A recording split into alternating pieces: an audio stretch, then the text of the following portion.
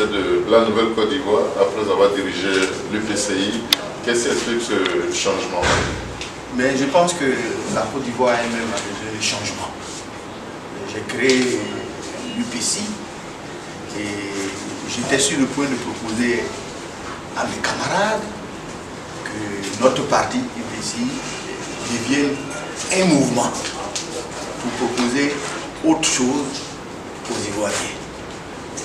Au moment où je m'apprêtais à leur faire cette proposition, je crois qu'ils avaient déjà entendu d'autres sirènes qui les invitaient au partage du gâteau. Là, ils sont devenus sourds. Comme je le disais chez l'un de vos confrères, ils étaient aussi excités que si on leur avait promis des dizaines de vierges et le paradis. D'accord. Alors, vous étiez également membre du RHDP, que vous avez quitté. Pourquoi? D'abord, c'est aujourd'hui une conséquence. Je ne suis plus à l'UPI. Si la Nouvelle-Côte d'Ivoire n'a pas encore pris son adhésion au RHDP. Mais le RHDP lui-même, bon, vous savez bien que tout le monde en parle, ils sont d'accord sur leur désaccord. C'est un groupement qui n'a jamais fonctionné en tant que tel. Le présidium qui était censé diriger ce groupement politique ne s'est jamais réuni. Nous avons adhéré à ce groupement politique sur la base d'un projet de société. Et à l'époque, sachez qu'après le premier tour, nous avons écrit aux deux groupements qui nous sollicitaient pour les soutenir. Nous leur avons écrit en ces termes: si vous êtes d'accord pour mettre fin à la corruption en Côte d'Ivoire, ce qui à l'époque avions-nous estimé à peu près à 500 milliards par an. Et donc pour un mandat, ça faisait 500 milliards par 2500 milliards.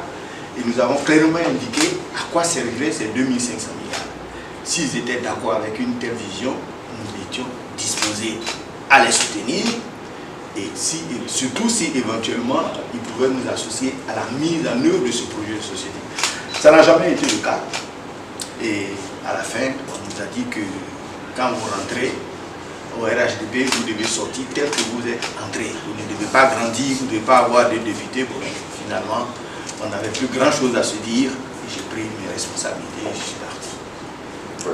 Alors aujourd'hui, qu'est-ce que vous voulez dire aux Ivoiriens, puisque vous voulez parler de l'enrôlement des nouveaux majeurs et surtout du rôle de puissance d'argent dans les élections? Bon, c'est exactement ce que je m'apprête à dire.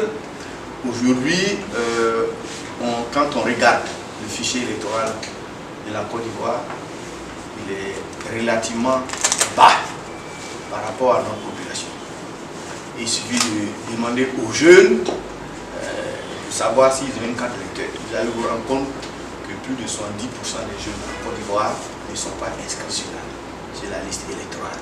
Est-ce que nous allons croiser les bras et faire un semblant de démocratie? Non. Il y a des solutions qui sont possibles.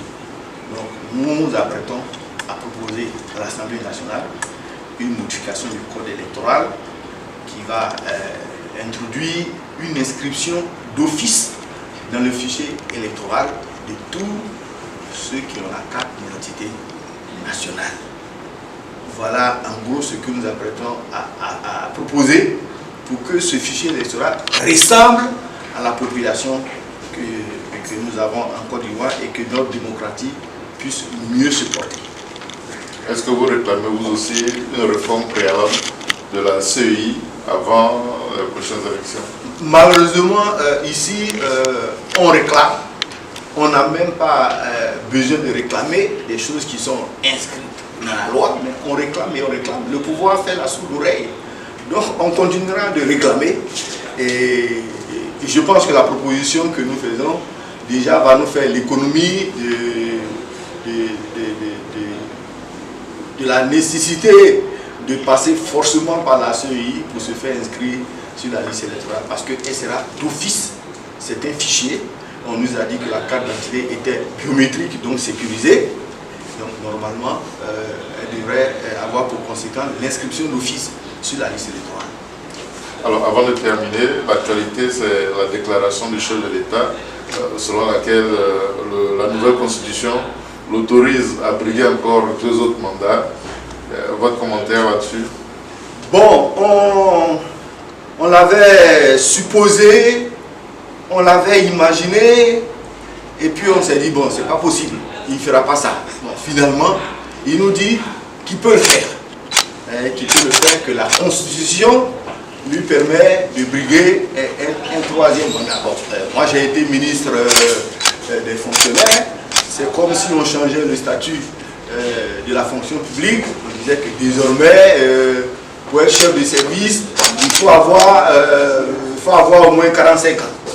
Donc, on ne touche pas, par exemple, à l'âge du départ à la retraite, qui stipule qu'il faut faire 30 ans pour aller à la retraite. Donc, dès qu'on modifie ces dispositions concernant les chefs de service, ceux qui ont déjà fait 30 ans disent non, ben, c'est maintenant que je commence avec la nouvelle loi, ben, ceci revient à zéro. Bon, les juristes en parlent abondamment, je n'ai plus quelque chose à ajouter, il ne peut pas être candidat. Ça c'est juridiquement, mais politiquement, si la Côte d'Ivoire, pas ailleurs, en Côte d'Ivoire, chaque président qui arrive peut modifier la constitution pour se maintenir au pouvoir. Bon, on est dans une république carrément bananière, sinon cacaoyère. Donc, je pense que là, c'est peut-être pour nous distraire un peu. Peut-être qu'on s'ennuie avec l'histoire du parti unifié qui ne marche pas trop. Bon, on a sorti un truc pour détourner l'attention des Ivoiriens sur les problèmes d'eau, problèmes d'électricité. On détourne l'attention des gens, c'est tout. Sinon, il ne sera pas candidat, je ne crois pas. Et il avait dit d'ailleurs à un de vos confrères qu'il n'était même pas sûr de terminer son 2e mandat. Et c'est pour ça qu'il nous demandait de voter cette constitution qui crée un poste de vice-président, qui n'était pas sûr de terminer ce second mandat.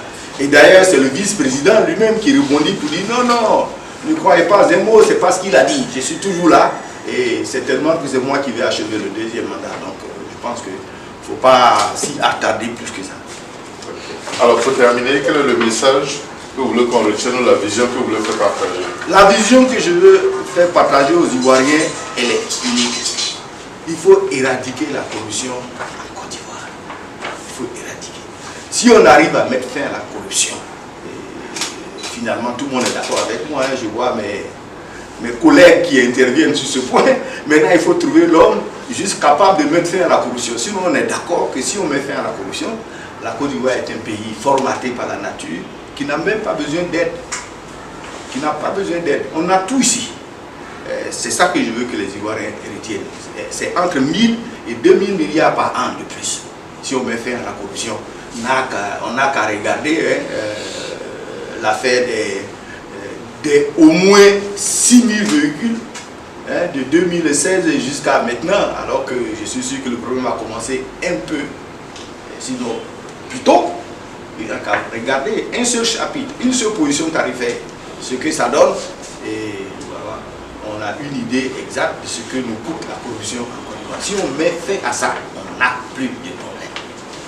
Merci. Merci.